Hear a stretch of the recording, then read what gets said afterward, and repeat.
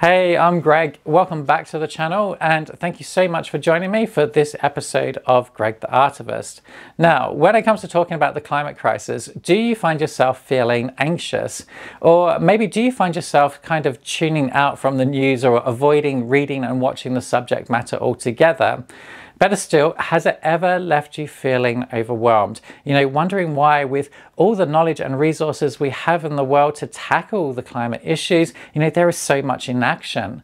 Well, if you answered yes to any of this, I can assure you, you are not alone. And this is all very much related. And if you do have any of these feelings, I'd really love to hear from you. You can leave your comments and experiences in the comment box below. I would greatly appreciate it as I'm preparing an episode exactly about this subject matter, and your insight would be incredibly useful. But furthermore, if we're feeling this way, then how is youth feeling? And how is the climate crisis being taught to our youth? And what impact does it have on them? And actually, do they really care about the changing climate? Well, today is a very special presentation because not only is it the first standalone episode of my climate story, but I also have a guest with me to help discuss this and much more. So without further ado, let's jump straight into today's episode.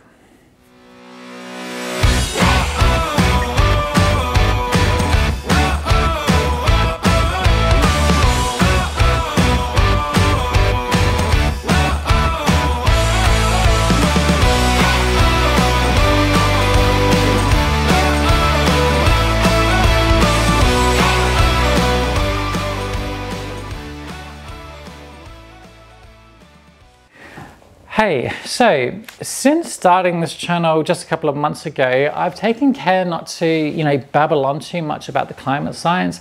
And I guess rightly or wrongly, I've assumed that most people are informed. And so therefore, I've kind of stuck to those top line basic facts. And it's been to my surprise, however, that many people who have reached out to me to talk about the channel have said that they weren't aware of these facts. And, curious by nature, I've started intentionally asking people, well, how do you keep yourself informed about the climate science? To which most people have answered the news media as their main or primary source. And that's no surprise there, really. But reflecting on that myself, I think about what I see and what I read in the news, and I don't find it particularly educational in teaching us the facts. Rather more, it's just simply reporting on the consequences. So this week, it sent me down this kind of research rabbit hole about media coverage of the climate crisis. And shockingly, I discovered that media coverage for the climate crisis was at an all-time low in 2020. And although it did almost double in 2021, the coverage is still just like a tiny fraction of the airtime and column inches spent on reporting environmental disasters, which of course are caused by the changing of our climate. And so this took me down a very different line of questioning. I thought that, at a time where climate change is now the #1 issue facing humanity, and I quote President Biden there, why are the media not giving the climate crisis the coverage that's needed? Now, obviously there's sort of many reasons for this, but the following one stuck out to me the most, and that is climate anxiety in the general public, which I'll talk about climate anxiety in another episode. Now, at the end of the day, I know that media's business model nowadays profits from views and clicks with algorithms predetermining, what it is that we see and what information we are told. So this had me thinking, if we as adults who need to know the science now to make the significant changes we need for real climate action now, particularly in the next 8 years, are not even reading or watching media that does discuss the climate science due to our climate anxiety, then how are our youth being informed? And better still, do they also suffer from climate anxiety? So what we do know is that climate change is both a reality and a crisis, and we see that children and adolescents from around the world are aware of this and have been calling for action, particularly as the school strikes became a global phenomena and students stopped attending classes on Friday as an act of protest for their concern that governments and adults are failing them. And we also know that education is a crucial component of climate change mitigation and adaptation. And increasing environmental awareness and education on the climate crisis can contribute to the effective reduction of greenhouse gas emissions and also in adapting to a changing climate in both the short term and long term. So therefore, my tunnel sort of ended with this final question, and that is, does our education system have the knowledge, the adequate skills, and the tools to teach about the climate crisis to those lives and the future families of those people who will be the most impacted by the climate crisis? And to help me answer this, I contacted a good friend of mine, Derrick De Ruiter, who's the geography and human science teacher at the European School of The Hague, to see if I could get his personal take on this, not only being part of the education system, but also from the sort of classroom level. And this is what he had to say. Now, Derrick, thank you so much again for your time today. I know that you're super busy marking exams, so I really appreciate that you've taken time out for me. So I'll start with my questions. You know, as a teacher of a European school, which in the Netherlands is different to a standard Dutch school, is climate change part of the curriculum? Yes, it's definitely part of the curriculum, not only in geography and human science, which is a mixture of history and geography, but also integrated science, economics. In fact, it is a part of most curriculums, I think. Yeah, even the languages. Yeah. And I'm curious, to what degree are students being taught about the causes of the climate crisis? So in my lessons for human science and geography, absolutely focus on the causes of climate change, because I think if you don't know the causes, you cannot do anything about it. And I also regularly in contact with my integrated science, so the science colleagues, and they also really dive into it. So they should know, but you see in general though that kids, just like grown-ups, tend to more focus on the problems than the causes. So as for us as educators to, well, tackle that obviously, and I see that as an issue. That's why I always make really sure to have my assignments and my projects really clear. First focus on that, and once I've established that is clear, we can finally move on to the second phase. Otherwise you get answers about we can solve the climate crisis by using less plastic or something like that, which is nice, but it's not going to solve anything. Now, I believe one of the biggest threats to climate action now is greenwashing. And of course, our youth and, well, most people are very impressionable.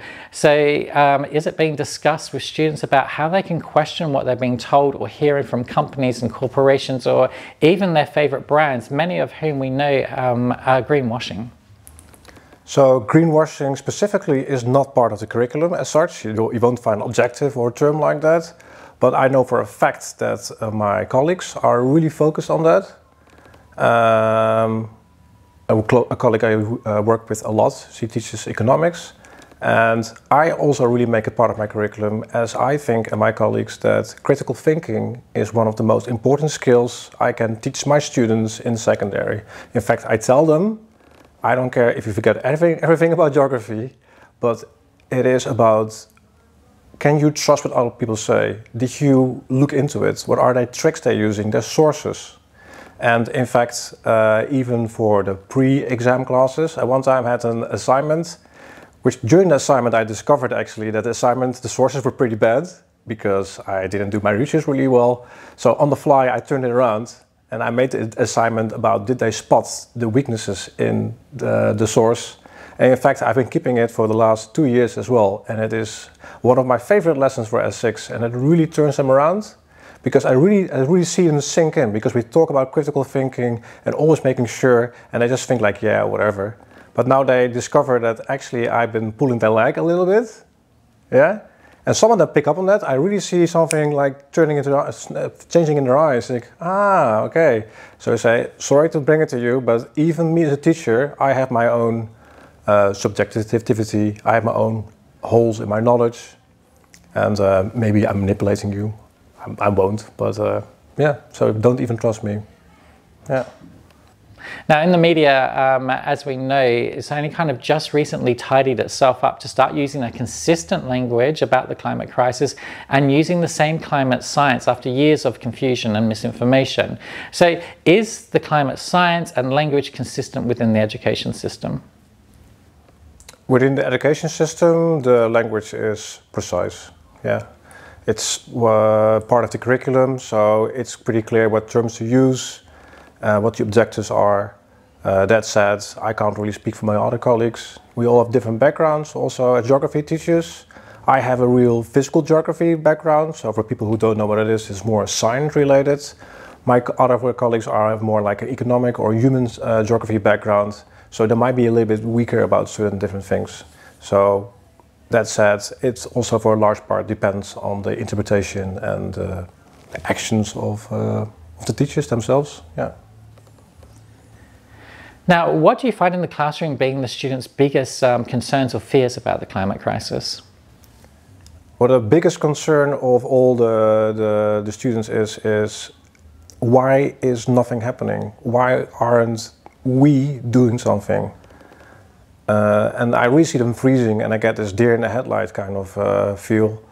And the interesting thing is, though, although I try to be kind about it, is I'm often turning the question around, say, what did you do lately against the climate crisis? And it sounds harsh, but I'm trying to explain to them is that they don't have to wait for other people to take action.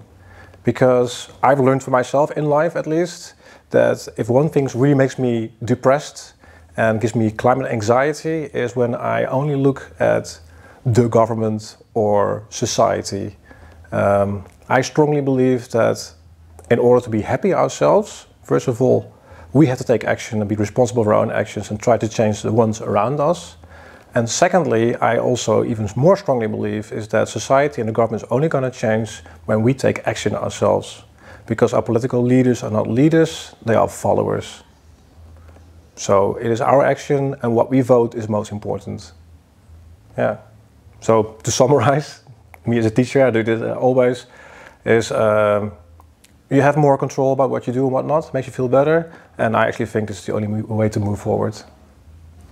And I'm super curious, how do you approach the importance of urgency without creating more fear? That's a very good question, and one I've been thinking about a lot, also for myself. First, I use a stick just to wake them up. I show them a horrible documentary, or it looks horrible. But then we start to analyze it and try to turn it around. So this is what's happening, and these are the causes, and switch it around. It's not what's happening, what's causing it, and what can you do about it today? And in fact, today, the kids even said, oh, can we start the project? It's not even graded. That's the funny thing, because we already sent the reports in.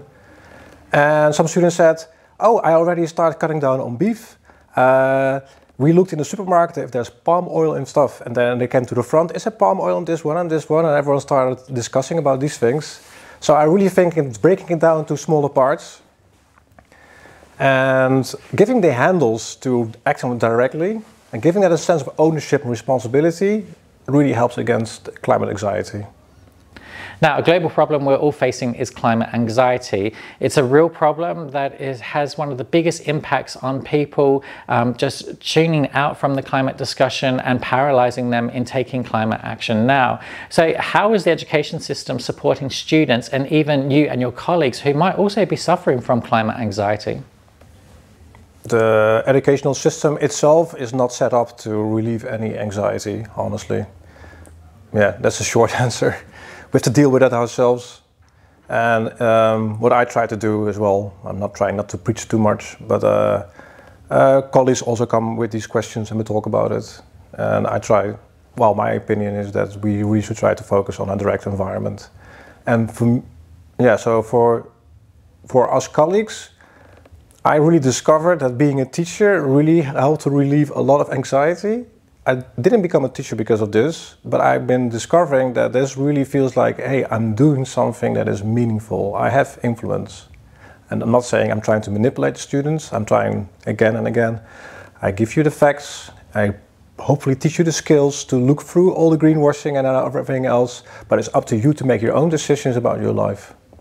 And when I see just a few kids changing, not the whole class probably, but just one or two. Well, if everyone just changes one or two persons, there's going to be a huge ripple effect. So maybe I'm a little bit too much glass half full, but yeah, so in my best moments that makes me feel more confident. Yeah. Now, apart from students taking self-responsibility for their climate action, are they being taught about the power of voting and influencing our government officials to take climate action now? I really make sure personally that voting is extremely important. And In fact, today we were discussing about what kind of action to take based on the documentary we've been watching. And they've been mentioning not only the palm oil or less eating beef, but also voting. But I can't do that as of yet, obviously.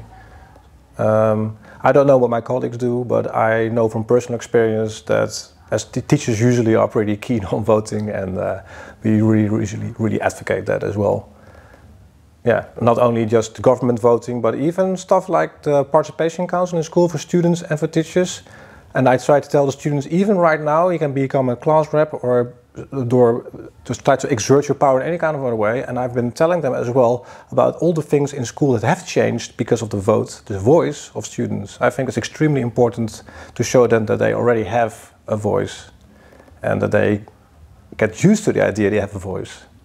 So maybe hopefully when they grow up and they're older, they still feel like they can exert some kind of power. Not always, yeah. So in fact, we have far less meat in the canteen, for example. All the lights in school are already LEDs, also because in long term it's cheaper, obviously. And a few other things I can't think of at the moment. No.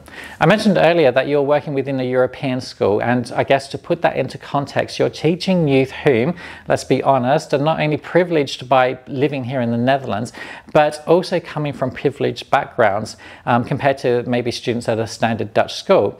Now, privilege, of course, can delay people really understanding the urgency and in taking action. So I'm curious, are your students aware that impact from the climate crisis is already being felt in developing countries where youth are already struggling to get a basic education? If my kids, my students, I have to say, because they're kids but also up to 18, don't understand it yet, I make absolutely sure that's going to be clear. Because not only climate change but also development and equality are massive topics within the curriculum. And as any good geography teacher, I try to tie everything together. Also, when we study case studies, I'm not only talking about what happens here in the Netherlands, because it's blatantly obvious to everyone, but I try to make clear for them as well that if you live in developing regions, it's even worse. Or I say it in the wrong way. I'm not telling them, I'm giving them case studies. They have to study themselves. And they come to the conclusion that the effects are more heartfelt in developing regions than they are in our region. Yeah. So maybe a little bit of manipulation from my side, but of course you try to steer them in a certain direction and they have to draw the conclusions. And more so, are they aware that it's just a small percentage of the world's countries, like the Netherlands, whose human activities are actually causing the majority of the pollution affecting the climate, and that these developing nations and their communities, human activities have very little impact on the climate crisis? Quite honestly, they are not aware. In their defense, I don't think the majority of people are aware of this. Or maybe don't even really care about this. No, because they live in a privileged world. They don't know about the impact of the rest of the world. And if they know something, I hear them parrot their parents. They say, what about China? Massive emissions, and India, and if they don't do anything, what should we do? Which is a great learning moment usually, because, well, if you look at it, for example, the United States, 300 million people, more emissions, almost more emissions than, 1.7 billion people in China. Puts things in perspective. Yeah. So I try to turn around again, say, so even if the Chinese can do this, who did have a massive disadvantage, even if they see the future in it, or maybe just money, or their own population is protesting and urging for change. So if they do that, turn it around, what are we doing? And in every documentary, you also always see this girl or this person from one of the islands in the Pacific Ocean, or you see the nomad from the Sahel zone. Yeah, so it should be clear for them. But the way the human mind works, especially for kids, is they maybe also not always really pick up on that. So that's the task as me as an educator to make that more obvious. Well, with this knowledge, do you think that your students feel a sense of responsibility or personal ownership over what's happening, even though they physically don't see the impacts on these developing countries or in their own day-to-day lives here in the Netherlands? So the kids originally don't have this sense of ownership or responsibility. And there was a massive surprise for me, but also a great learning moment and something I should really focus on. I thought I already had the idea that the students were naturally already making decisions themselves and influencing their parents, but not as of yet. Yeah, but I'm trying to change that. Let's talk about that large-scale study carried out by the Amsterdam University of Applied Sciences. Now, they were questioning, does Dutch youth care about climate change? And the outcome of their study wasn't overly positive. Now, this was conducted over the course of a year in 2019, and this was pretty much at the peak of student protests and walkouts. And to quote the findings, they say, the assumption that large groups of youth are very concerned about climate change is not confirmed by this research. Now, I'd really like to look at some of the findings, as I'm really interested in your opinion. The first being, that the average high school student doesn't doubt, that climate changes exist, but they do not take associated risks personally. I agree. I absolutely agree. People are really worried about polar bears, for example, about the rainforest. And what people don't realize, it's a strange thing, I never realized that myself, but they never look at their own environment. They think we're safe here. In fact, I think a couple of years ago, there was this whole reportage or report about journalists asking climate scientists in the Netherlands about the effects in the Netherlands, and the effects are very worrying. Even if the sea level only changes like only a meter, by the way. At one point, we Dutch people have to move. There is no other way around it. And the other conclusion of this whole series was, the Dutch think that is nonsense. We think we can build dikes and we're going to be fine. That's not the case. We're not going to be fine. So we have to move into Germany. And so we can be happy that we're friends with the Germans. Yeah, but tying back to what we talked about before, but imagine you live in Bangladesh and you have to move. You have to move into India, and India and Bangladesh haven't been proven to be the best friends, to put it mildly. So yes, I do really tie into developing regions being more affected and leading up to war and other civil unrest and stuff like that. But to answer your first question again, no, I don't think they're aware that we are also going to suffer. Although way less than developing countries. Yeah. Also, I don't think people really realize that if Greenland melts, and it is melting at the moment, that is sea level rise already 6 or 7 meters, only based on the melting water. We're not even talking about the expansion of the ocean water, which is usually double. And now we're not even talking about Antarctica, which is probably in the 50 to 70 meters. Okay, granted, that's going to take hundreds of years before it all melts, but we're not talking about a few centimeters or even a few meters, what people say. It's massive. yeah. And that the willingness of youth to take measures to limit climate damage varies, especially in relation to their climate awareness. I agree. Even taking into consideration that the kids that go to the better school are better educated. I don't know how to put it in a nice way. Just kids who are better informed, they are more aware of the problems and they take more action. But even these kids, as we talked about before, even these kids don't realize it's not up to the government or society or the grown-ups, but it's them that have to take action. And I've been worrying about it a lot as well. I think, why didn't your generation do that as well? I've tried to analyze it and think about it and feeling guilty. But having been teaching now for a while, I've seen that the same thought process are still going on with the youngsters, obviously. So that for me as an educator is the biggest challenge to, well, the first challenge was to actually realize that. It's like, that's the thing. It is always the others, not me, because I feel powerless, I can't do anything. And it's for me to turn that around, saying, not only do you have to take action, you're the only one that can. No one can do it for you. Yeah. And although youth are fully aware of the benefits to change, a few of them are willing, well, very few of them are willing to make climate-related changes themselves. And the majority doesn't. No, they don't think, oh, someone else is going to do this, or we just use a little bit less light, or we change the light bulb and we're going to be okay. Yeah, far-reaching consequences. Yeah, it really means we have to change our complete lifestyle. More than probably anyone is really willing to do that. So I'm sugarcoating the message, honestly, because I don't want them to run away, but I'm sugarcoating it. And for the ones that are a little bit more aware, I'm going full on. Yeah. Yeah, because the way we live in a developing world with our consumption patterns and energy use, that's not sustainable.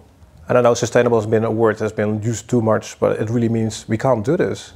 We literally can't do this. I'm not talking about climate almost, but everything, yeah. Yeah, so this awareness is not there yet. I'm careful with it. I'm struggling with it because I don't want to lose them. And then we come on to extreme views. Although the opinions from this study didn't vary much across the country, in Amsterdam, however, students were much more likely to have extreme views, and they were either very conscious or they just didn't concern themselves at all. I can imagine that to be true, but I think there's more through different kinds of school. My school, although it's hard to make parallels with a Dutch education, is more pre-university. So that are higher educated people, I hate the word higher educated, but I don't know a better word for that. I just call it pre-university studies instead of vocational. They tend to be more engaged, more aware, and more willing to take action. But even within our school, I still see kids that think that other people are going to do it. So they are very concerned, they are worried why not anyone else is doing it. But not everyone realizes that also means that they are we, if that makes any sense, or we are they. Okay. So I guess this study for me really begged the question, which I presented at the beginning of this episode, does our education system have the knowledge, the adequate skills and the tools to teach about the climate crisis, and are they doing enough? That's a difficult question, honestly, because that really is a question more about the personal skill levels of teachers, and I don't have enough insight into that, honestly. They should have, but honestly, when I look at my colleagues, most people lack the real technical knowledge to really understand the causes and the effects. Yeah, so there's something to gain over there. And I'm trying to do that myself, of course. Because you have to start, I have to start there. And it's interesting, we have discussions about it. The good thing though is that the teachers will come to me, for example, other people, and ask questions about it. So people are interested and they want to know what can be done or how we can teach something. Yeah, so to know things about the climate change, you really need to have more like a science background and not just human geography. And most geography teachers tend to have more like the social or human geography kind of side, not the real sciencey science kind of side. Yeah. You have a bit of science background as well, don't you? Yeah. So what I studied is physical geography, which is a mixture of geology and climatology and other stuff. So that's more like what in English you call the science side of geography, the stuff you can touch. Okay. Well, climate, hurricanes. Glaciers, rivers, plate tectonics, that kind of cool stuff. Yeah. Derrick, thank you so much again. I really appreciate your time. It's been super informative, and I hope that we get to speak to you again soon. Okay. Absolutely, of course. It was my pleasure. Great. Yeah, I enjoyed it. So it was really great to have that chat with Derrick yesterday and to hear his personal opinions based on his experiences, not only because he's part of the education system, but really being at that classroom level. And as I started the editing of the video last night, it really had me reflecting a lot on the conversation. And I've woken up this morning and I'm not sure if it's to be expected, but it's interesting that even those who will be most affected by the climate crisis in the coming years, so our youth, privilege and climate anxiety can really halt the progress of climate action now and, really blind our youth to the realities of the climate crisis or what the climate crisis will have on their lives, even in their backyards. And, it's reported that, studies have shown that the adult population has been pushing the responsibility and action for the climate crisis onto our youth. And yesterday's conversation, kind of sadly reconfirmed a lot of my fears that our youth's behavior is not that different to our own, referring to privilege and climate anxiety.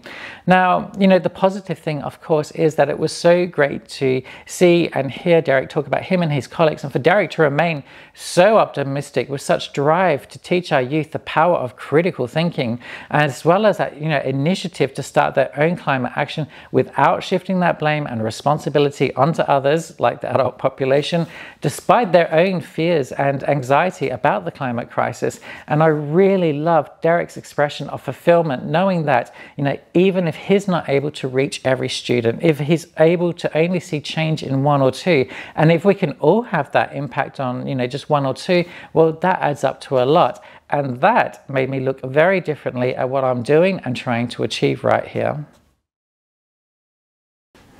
Now that about wraps things up for today's episode. So just a reminder, at the beginning of the show, I mentioned I'm preparing an episode about climate anxiety, and I'd really love to hear from you, your feelings and experiences. So please do leave me a comment in the comment box below.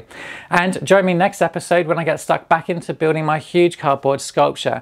And as always, if you haven't done so already and you enjoyed today's episode, then please do give this video a thumbs up. Please subscribe to the channel and click on that bell to be updated of future episodes. Now, I cannot express enough how these simple actions go a long way in helping the YouTube algorithm recognize that I exist on their platform and help to put my content in front of other like-minded people. And if you'd like more information about today's episode, then please consider joining me over at Patreon. There are a ton of benefits of becoming a member of the Gregg The Artivist community. You can read about all the different levels of membership and the benefits that each of them have to offer from the link in the description box below. And finally, do also follow me across on Instagram, as soon I'll be commencing small takeaways on how you can fight for real climate action now in ways that may be easier than you originally thought. So until next time, please take care and remember that you too can have a voice.